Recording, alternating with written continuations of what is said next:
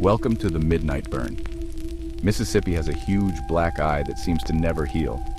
It's horrible for the ones who shouldn't be labeled as part of the problem. Do you remember the Goon Squad? You probably do. But did you hear about the other victims? The ones that never made the headlines? I'll show you mugshots of some of the victims and their stories later in the video, along with an audio clip from a supervisor that will more than likely lead to his firing or forced resignation. The most surprising was, there was more victims that wouldn't be considered racially motivated.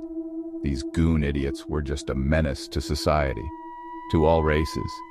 The biggest arrest the group had since 2019 was for $419 worth of drugs, in which the man was later acquitted and released because of the allegations proven against the officers in the case. One Goon Squad member is ratting on his former boss. Oh, what a tangled web we weave. Let's dive in. Before we go any further, let me say this. There are good cops. My own father wore the badge with honor. But these days, it feels like the good ones are being outnumbered. And the ones who stay silent? They're not just part of the problem. They are the problem.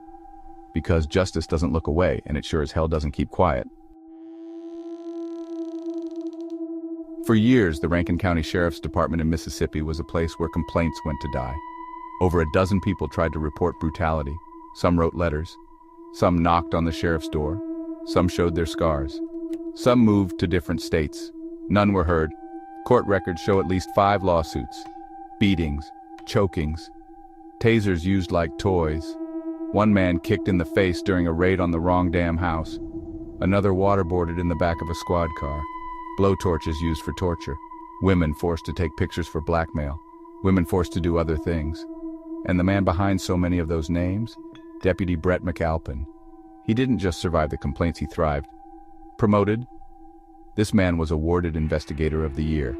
He was protected. Because in Rankin County, they didn't investigate abuse. They let the abusers investigate themselves. Now here's where the receipts talk back.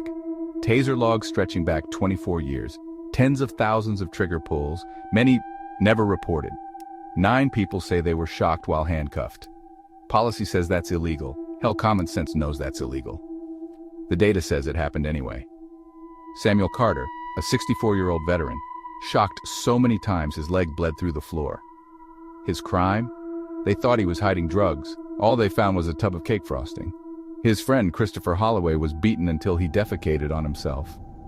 After that, they arrested Carter 5 more times in 1 year for drinking a beer outside his home, another time for drugs planted on him, for nothing that stuck.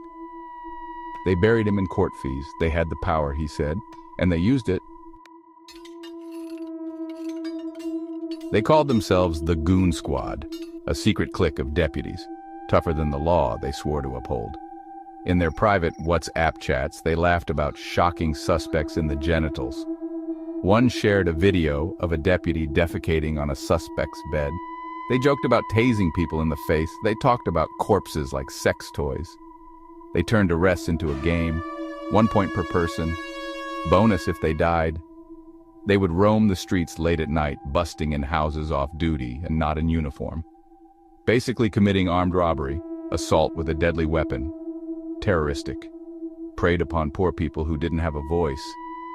Just for entertainment, they were terrorizing people. This wasn't dark humor. This was a blueprint. And that blueprint led straight to Braxton, Mississippi. January 24, 2023. Deputies stormed a house in Braxton. No warrant. No emergency. No mercy. Inside were Michael Jenkins and Eddie Parker. 2 black men, handcuffed, beaten, tortured. Milk, chocolate syrup, and liquor poured over their faces. Mocked with racial slurs, forced to strip, forced to shower together, assaulted with sex objects, tased 17 times, guns fired in the house. And then Michael Jenkins had a gun forced into his mouth. It went off. The bullet shattered his jaw and came out his neck. They left him bleeding on the floor. No aid, no ambulance. Just a planted BB gun, planted drugs, deleted footage, destroyed taser cartridges, and a made-up story. They called it a mission. They joked about no bad mugshots, which meant beat them but don't leave visible scars. But this time they slipped. The 6 Goon Squad members were sentenced in March 2024, 17 to 40 years. But ask yourself this, why did it take this long? How many other lives were buried behind badge and uniform? Now, if you think the name Goon Squad came out of nowhere, think again. Sheriff Brian Bailey once posted online about his mentor, a man he said changed his life, Lloyd Jones, known to locals back in the day as Goon Jones. The choice of words was pretty ironic, don't you think? Coincidence? He gave Bailey his first badge. He also killed a civil rights protester in cold blood and bragged about it for years. He also once beat a civil rights leader and Minister John Perkins in jail, jabbing a fork up his nose. Perkins' case was dropped. Lots of stories just like this about Goon Jones, until he met his own demise while in office. Here's a younger Brian Bailey speaking about Jones.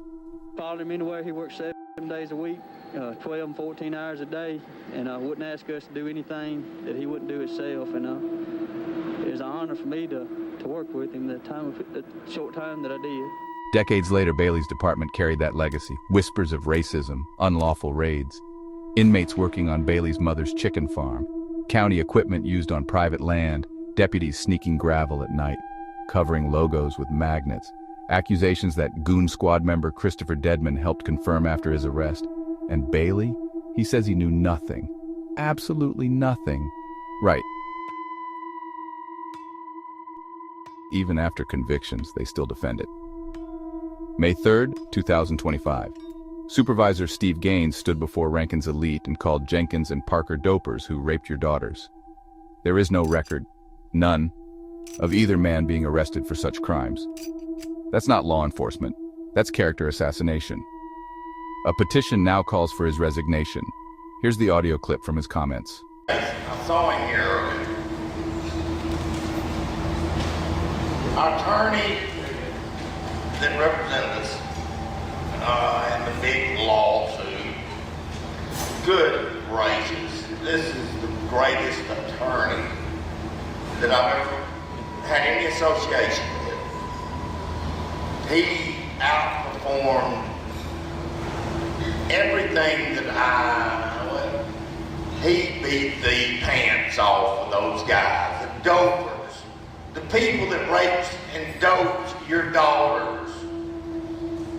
He beat their pants off. We come out of last week with the best settlement. We could never even expect it. Some say the system is broken, but this was the system working exactly as it was built, until it got caught. Is this the only Goon Squad that Mississippi has? I'm sure the Rankin County goons are having a blast on the inside. Until next time, catch the dice, they rollin'.